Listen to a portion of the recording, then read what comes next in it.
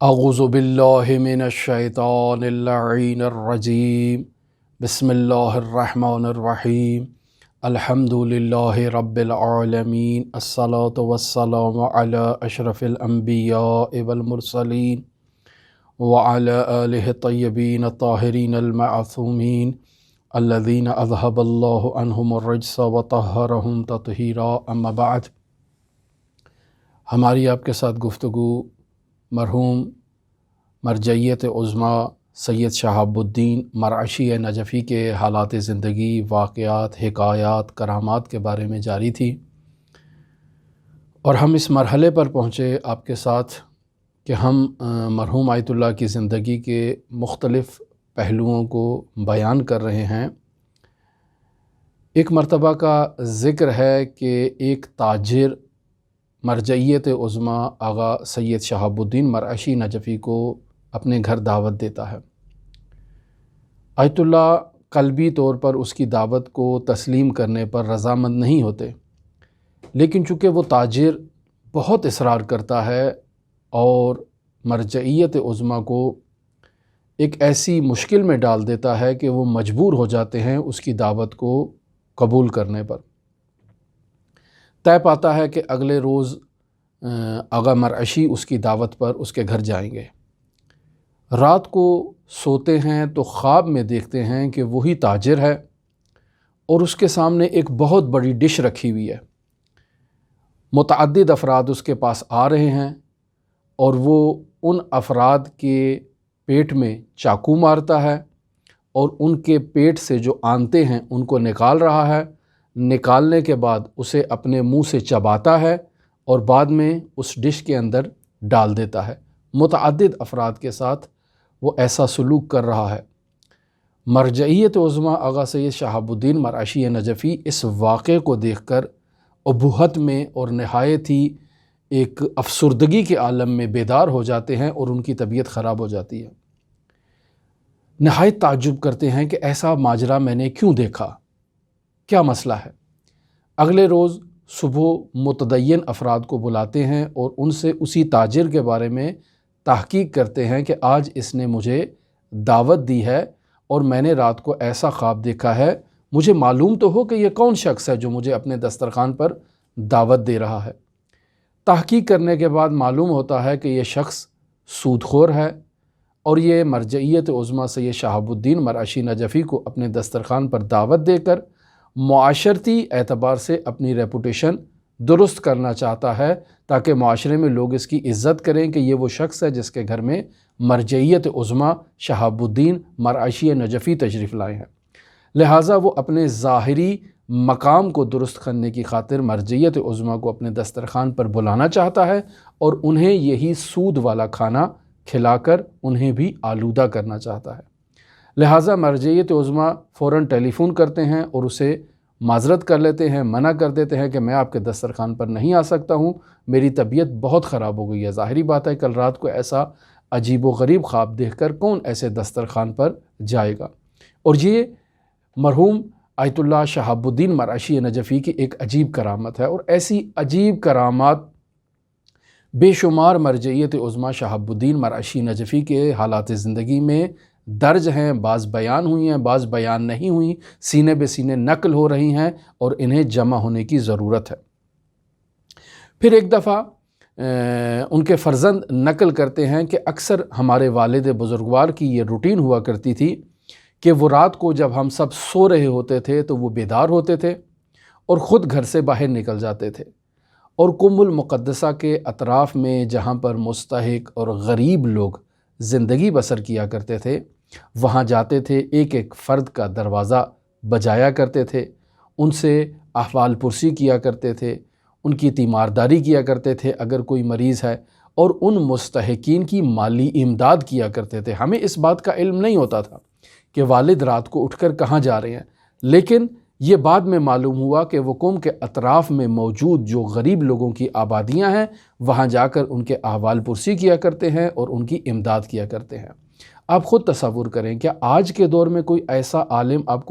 ایسے عالم کو آپ جانتے ہیں کہ کوئی ایسا کرتا ہو؟ وجوہات مرجعیت عظمیٰ شہاب الدین مرعشی نجفی کے پاس بھی تھی اور ہمارے علماء کے پاس بھی وجوہات شرعیہ ہی موجود ہوتی ہیں، اپنا ذاتی مال نہیں ہے۔ لیکن کیا آپ کسی ایسے عالم کو جانتے ہیں کہ جو اس طرح سے رات کو اٹھے اور جا کر لوگوں کی مخفی طور پر امداد کرے، ان کی ضروریات پورا کرے، ان کے بارے میں تحقیق نہ کرے؟ نہایت افسوس کا مقام ہوتا ہے کہ علماء وجوہات شرعیہ تو لیتے ہیں لیکن اس کا درست استعمال نہیں کرتے، مستحقین تک وہ وجوہات نہیں پہنچاتے، اور یقیناً وہ اس کا جواب بھی ضرور دیں گے۔ پھر مرجعیت عظمیٰ کی وجوہات تقسیم کرنے میں ایک یہ بھی روش ہوا کرتی تھی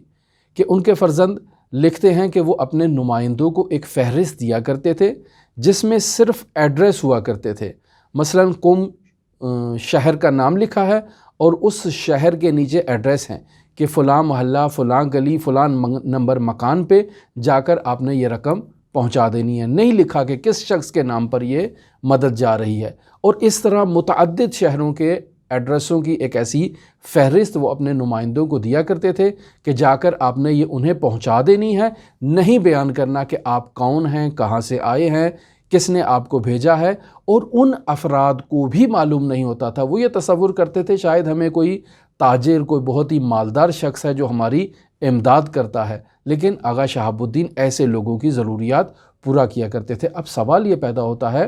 کہ آغا شہاب کو کیسے معلوم ہوتا تھا کہ فلاں شہر میں، فلاں محلے میں، فلاں علاقے میں ایک مستحق ہے اور اس کی مدد ہونی چاہیے؟ یقینی بات ہے یہ اسرار ہیں کہ جو آغا شہاب الدین مرعشی نجفی اور ان کے امام ہی کو علم ہے کہ وہ کیسے ان سے رابطہ برقرار کرتے تھے اور انہیں مستحقین کا ایڈریس دیا کرتے تھے۔ یقینی بات ہے بغیر ظاہری واسطوں کے انسان کو علم نہیں ہو سکتا ہے، یعنی میں اور آپ اگر ایسے کسی مستحق کو تلاش کرنا چاہیں تو ہمیں متعدد افراد کی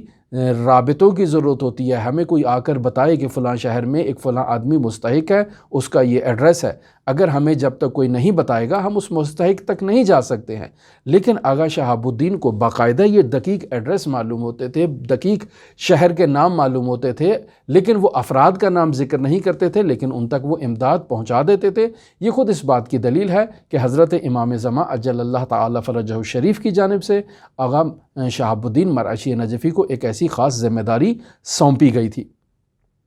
پھر ان کے فرزند یہ بات بھی نقل کرتے ہیں کہ آیت اللہ شہاب الدین مرعشی نجفی کا ایک مقتدی، ایک عالم دین، متمول، مالدار شخص تھا اور وہ آقا کے پیچھے اکثر آ کر نماز پڑھا کرتا تھا۔ پھر اس کی یہ روش تھی کہ اس نے آقا کے گھر کے قریب ہی ایک گھر خریدا تھا اور اس گھر میں وہ ہر مہینے نابینا افراد کو جمع کیا کرتا تھا جو مستحق ہوا کرتے تھے اور انہیں قم شہر کا لذیذ ترین کھانا کھلایا کرتا تھا، اور یہ اس کی باقاعدہ روٹین ہوا کرتی تھی۔ ایسے میں مرجعیت عظمیٰ آغا شہاب الدین مرعشی نجفی بھی اپنے گھر میں اپنا امامہ، اپنی ابا اور اپنی قبا، اپنا لباس گھر میں اتار دیا کرتے تھے، اور جب وہ دعوت ہوتی تھی تو اس شخص کے گھر تشریف لے جایا کرتے تھے اور خود دسترخوان بچھاتے تھے، خود پلیٹیں لگایا کرتے تھے، خود ان افراد کو کھانا پہنچایا کرتے تھے ان کے دسترخوان پر اور وہ تناول کرتے تھے۔ بسا اوقات ان کا فرزند کہتا ہے کہ ایک دفعہ مجھے بھی والد لے گئے اور میں یہ وضعیت دیکھ کر نہایت ہی تعجب کیا میں نے کہ ہمارے والد اس قدر مرجعیت عظمیٰ کے مقام پر ہیں اور کیسے یہ دسترخوان بچھا رہے ہیں اور کیسے لوگوں کی خدمت کر رہے ہیں، اور وہ لوگ تو اندھے ہیں، انہیں تو معلوم نہیں ہے کہ کون ان کے آگے دسترخوان بچھا رہا ہے۔ لہٰذا بسا اوقات دسترخوان میں کسی قسم کی کوئی کمی ہو جاتی، کسی کو پانی نہیں مل رہا، کسی کو گوشت نہیں مل رہا، کسی کو درست انداز میں اس کی خدمت نہیں ہو رہی، تو وہ ڈانٹ بھی دیتا تھا کہ بھئی آپ ہمیں اچھی طرح سے کیوں نہیں جو ہے وہ ہماری خدمت کر رہے۔ تو ایسے میں نہایت ہی خندہ پیشانی کے ساتھ مرجعیت عظمیٰ ان کی خدمت کیا کرتے تھے، اور حقیقی عنوان سے مرحوم آیت اللہ سید شہاب الدین مرعشی نجفی ایک مرجع تھے، یعنی لوگوں کو یہ علم تھا کہ انہیں اگر مشکل ہے تو اس مشکل کو حل کرنے کے لیے انہیں کہاں جانا ہے۔ یعنی آج کل کی طرح نہیں ہے کہ آپ کسی بھی شخص کے، کسی بھی عالم کے دروازے پر جائیں تو ہزاروں پہرے ہوتے ہیں عالم کے دروازے پر جانے کے، ان کے ہزاروں باڈی گارڈ ہوتے ہیں جو آپ کو اس عالم سے ملنے نہیں دیتے، اور بالفرض محال اگر آپ اس عالم سے مل بھی جائیں تو وہ عالم آپ کی بات نہایت ہی ایک عجیب انداز سے کہ جسے ہم اپنی دینی اصطلاح میں کہتے ہیں کہ نہایت ہی غرور تکبر کے ساتھ آپ کی بات سنے گا۔ ہر عالم ایسا نہیں ہوتا کہ وہ متواضع انداز میں آپ کی گفتگو کو سنے، یعنی ان علماء کی بات ہو رہی ہے جو صاحب حیثیت ہیں، جو صاحب مال ہیں، جو صاحب ثروت ہیں۔ وہ آپ کو اچھے انداز میں نہیں ملیں گے، حقارت کے انداز میں ملیں گے۔ اگر آپ ان کو کال کریں تو وہ آپ کی کال ریسیو نہیں کریں گے، اگر آپ انہیں واٹس ایپ پہ میسج کریں وہ آپ کا میسج جو ہے وہ ریسیو نہیں کریں گے، اگر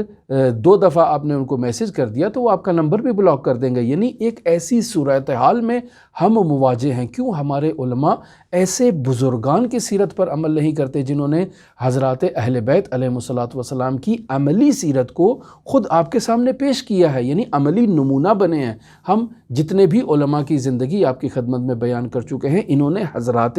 اہل بیت علیہم السلام کی سیرت و تعلیمات کو صرف پڑھا نہیں ہے بلکہ اس پر عمل کر کے دکھایا ہے اور اس کا عملی مجسمہ بنے ہیں۔ کیوں ہم لوگ ایسی چیزوں سے غافل ہیں؟ خداوند متعال ہمیں توفیق عطا فرمائے اور ہمیں ایسی آفت سے بچائے۔ یہ واقعاً ایک ایسی آفت ہے کہ جس سے علماء دین کو دور ہونا چاہیے، محفوظ ہونا چاہیے، خاکی ہونا چاہیے اور عوام کی خلوص نیت کے ساتھ خدمت کرنی چاہیے، جیسے آغا مرجعیت عظمیٰ شہاب الدین مرعشی نجفی لوگوں کی خدمت کیا کرتے تھے۔ پھر مرجعیت عظمیٰ کی زندگی میں ہم ایک یہ واقعہ بھی دیکھتے ہیں کہ خود نقل کرتے ہیں اور متعدد مرتبہ سید شہاب الدین مرعشی نجفی اس واقعے کو اپنی زندگی میں بیان کر چکے ہیں۔ فرماتے ہیں ایک رات میں سونے سے پہلے توسل کرتا ہوں حضرات اہل بیت علیہم السلام سے، اور توسل کا مقصد یہ ہوتا ہے کہ آج رات مجھے خواب میں اولیاء الہی میں سے کسی ولی کی زیارت ہو۔ یہ توسل کرتے ہیں اور توسل کرنے کے بعد سو جاتے ہیں۔ رات کو خواب میں دیکھتے ہیں کہ خود مسجد کوفہ میں تشریف فرما ہے اور مولا الموحدین امیر المؤمنین علی ابن ابی طالب علیہ آلاف و تحیت و ثنا کی ذات گرامی بھی مسجد میں موجود ہے، اور وہاں ان کے اطراف میں متعدد لوگ موجود ہیں، اور ایسے میں حضرت مولا الموحدین امیر المؤمنین کے سامنے عرب شعراء تشریف لاتے ہیں اور حضرت کی مدح میں فضیلت کا کلام پیش کرتے ہیں۔ حضرت مولا الموحدین عرب شعراء کا کلام سننے کے بعد کہتے ہیں فارس زبان شعراء کو بھی دعوت دی جائے کہ وہ بھی تشریف لائیں اور آ کر اپنا کلام پیش کریں۔ ایسے میں فارسی زبان شاعر پہنچتے ہیں جن میں نامی گرامی شاعر محتشم بھی ہوتا ہے۔ مولا الموحدین امیر المومنین کہتے ہیں کہ ہمارا شہریار کہاں ہے؟ ایسے میں ایک نوجوان شاعر آگے بڑھتا ہے، مولا الموحدین امیر المومنین اسے کہتے ہیں کہ تم اپنا کلام پیش کرو۔ یہ شہریار اپنا کلام پیش کرتا ہے، تازہ تازہ کلام لکھ کے لاتا ہے مولا الموحدین کے لیے، جس کے ابتدائی جملے میں آپ کی خدمت میں پیش کرتا ہوں۔ آپ نے یقیناً یہ کلام سنا ہوگا، اور اگر نہیں سنا تو آپ اسے نیٹ پر دسترسی اسے کر سکتے ہیں، تلاش کر سکتے ہیں، جستجو کر سکتے ہیں، اور یہ آپ کو آسانی سے مل جائے گا۔ شعر اس طرح سے ہے: علی ہما یہ رحمت تجھے آیتی خدا را، اے علی تو اللہ کی ایک ایسی عجیب نشانی ہے کہ بما سوا فکندی ہمیں سایہ ہمارا، کہ اے علی تو جس کی طرف بھی نگاہ کرے گا اللہ کی مخلوقات میں، اس مخلوقات کے اوپر تو اپنی رحمت، خوشبختی اور سعادت کا سایہ اس کے اوپر جو ہے وہ ڈال دیتا ہے۔ تو ایک ایسی عجیب اللہ کی نشانی ہے۔ پھر اس کا دوسرا بیت اس طرح سے ہے: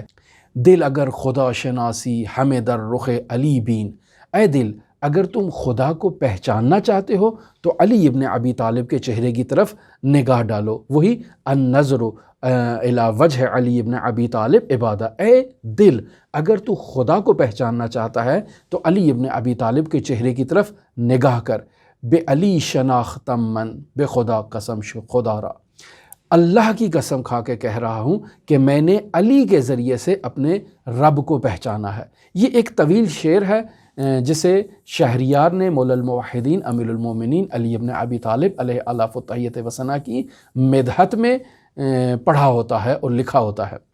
آغا نجفی کہتے ہیں کہ یہ کلام جیسے ہی شہریار کا مکمل ہوتا ہے مولا الموحدین کی بارگاہ میں اپنے خواب سے بیدار ہو جاتا ہوں، اور جب میں بیدار ہوتا ہوں تو اس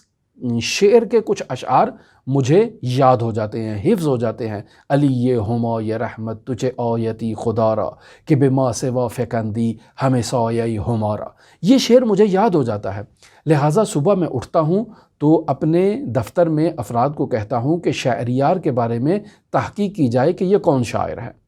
تحقیق کی جاتی ہے اور مجھے جواب دیا جاتا ہے کہ تبریز میں ایک نوجوان شاعر ہے جس کا نام شہریار ہے۔